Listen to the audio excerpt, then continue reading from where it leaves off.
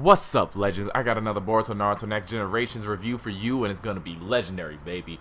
But anyway, in this episode of Boruto Naruto Next Generations, it was a pretty slice of life episode. I enjoyed it. I enjoy those slice of life kind of moments. I mean, this whole anime's basically been a big slice of life anime with some like hidden undertones, some hidden darkness. Well, and I like that. First off, we see how Konoha works. Like, for probably the first time in the series, we see how Konoha, the village, actually works completely. We see the water filtering foundation, we see the fire department, we see the mail delivery service, we see the schools. Obviously, we've been seeing the schools. We see like the real life aspects of Konoha instead of just like following Naruto, or in this case Boruto. Instead of just following the characters around, we see the real life of how Konoha works as a community, as a village. And I enjoyed this episode because of the slice of life, and it showed a lot of family aspects of Boruto. It shows that Naruto, he cares about his kid. Yeah, he really does. Like, a lot of people say, oh, Naruto's a bad father, he doesn't know what he's doing. And Naruto in this episode, he admits himself that he doesn't know how to interact with Boruto because he didn't grow up with a father. He doesn't understand what it's like to be a father. And people can say he's had father figures, but when you really think about it, the way he acts towards Boruto is kind of how like people like Jiraiya, Kakashi acted towards him. And that's not really that much of a fatherly role as much as a guardian, a friend. Like, Kakashi was more like an uncle to him, and Jiraiya was a godfather or a grandfather to him. He was a godfather to him, like, basically he was his godfather, but I believe he acted more like a grandfather towards him. So he acts basically how the adults acted towards him when he was a kid to Boruto. He pets Boruto's head. He's like, hey, I'm proud of you, son. I believe in you, blah, blah, blah. All that shit. He talks to Boruto as if he were his son, which he is his son. So it only makes sense. He tries his best to be a father. We know Naruto doesn't have experience in that field. Boruto was his first child. Then Himawari came next. He has 2 kids. He's Hokage, so he's busy. So he no longer has time to spend every waking moment learning how to be a father. But Naruto's doing his best. So first off, I got a rise out of pause. I got happy. Seeing Naruto teleport to Boruto was some shit. I actually like got a kick out of that. I was like, whoa, this man just casually teleported to his son. And Boruto just walks away and just holds his arm. Hey, he's like, what's up, dude? what's going on, boss? And like, that was some beast shit. He just teleports to his child. He just pets him, and the fucking mailman is just fanboying. He's like, oh my god, the 7th Hokage, I am moist. But yeah, he just randomly teleports to his son. And I'm like, was that flying Raijin, or is that just a ninja move? Or did he actually teleport? Because I remember in chapter 700, they say, Boruto says it's no fair to use the Shinjibe no Jutsu. And that's not Raijin.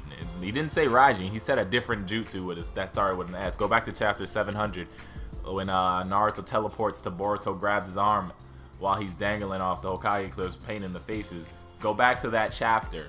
He said it's no fair to use the so and such jutsu. And Naruto's like, shut up, punches him. You go back to chapter 700 and you can see that. They still haven't animated it, but we might get it animated. But yeah, this episode was pretty good. We saw family dynamics between Naruto and Hinata as well. We had a little bonding moment for Naruto and Hinata. They were bonding over their child, which was one of the realest moments we have seen from them as a couple. Like, when I say the realest, I mean it was one of the most real life moments, because their love moments as of like the whole entirety of Naruto have been more anime-esque, with first Naruto and Hinata talking about training to beat Neji in PTS, and he was like, I like someone like you. That was anime-esque because he was training to beat someone for her, well, for himself and for her.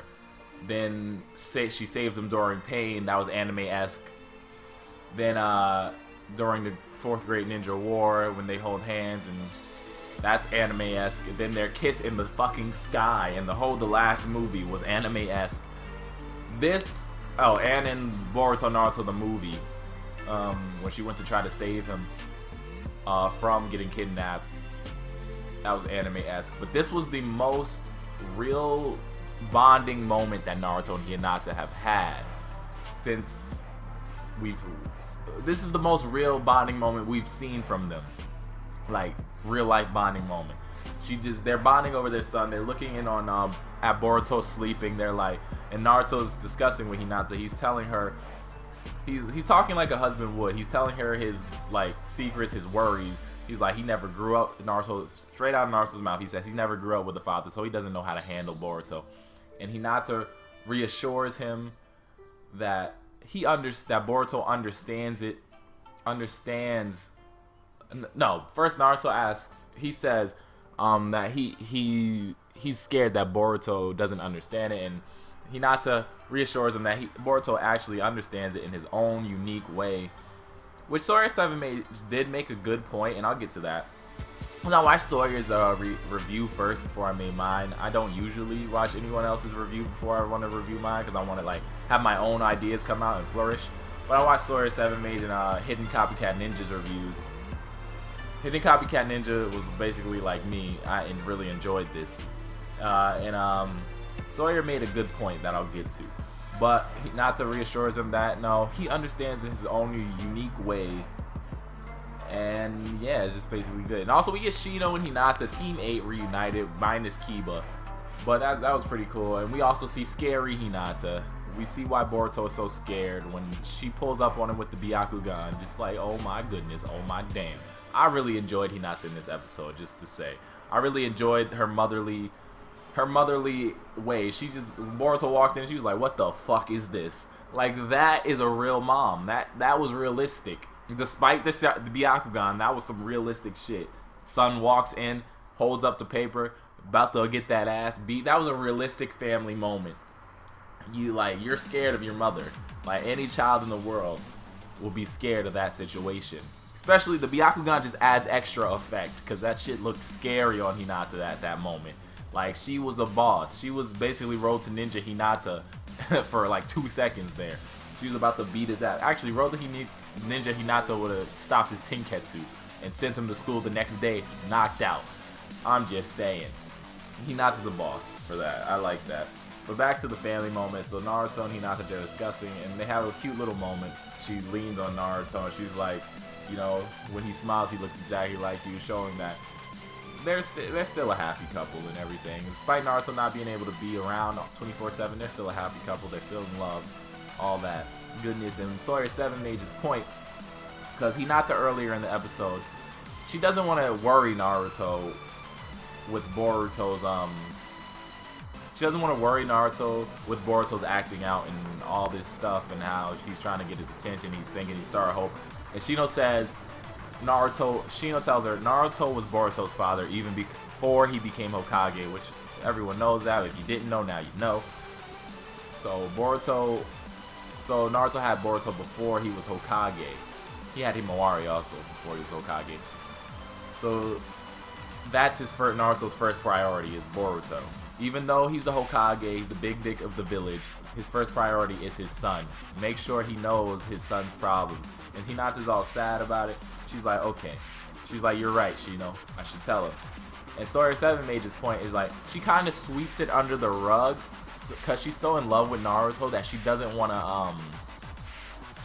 worry him. She doesn't want to stress him out any more than he's already been stressed out, which I understand why. That's a real family dynamic. You wouldn't want to stress your significant other out when they're already stressed out because of work. It's a real family dynamic, but she can tell him. She should tell him. I don't fault Hinata for this at all, because I understand where she's coming from. She doesn't want to put any more stress on the Hokage's shoulders, even though he's Boruto's father. She's his mother. She feels like she can handle it as well, and that it's just a phase that Boruto's going through. And we have another realistic moment where Naruto says he wishes Boruto would not grow up. He wishes that he could stay a kid a little bit longer, which is another realistic parenting trait. Not wanting your kids to grow up, wanting them to stay youthful forever. So I really like the family dynamics in this episode. But at the end of the episode is where it gets dark.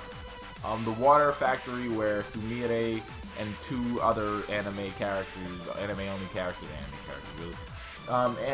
characters, are there, and Boruto's rushing there, and all we see is Sumire knocked the fuck out. We don't even see her face. She just knocked out, like battered and tethered, and then the episode ends with Sumire just laying there lifeless.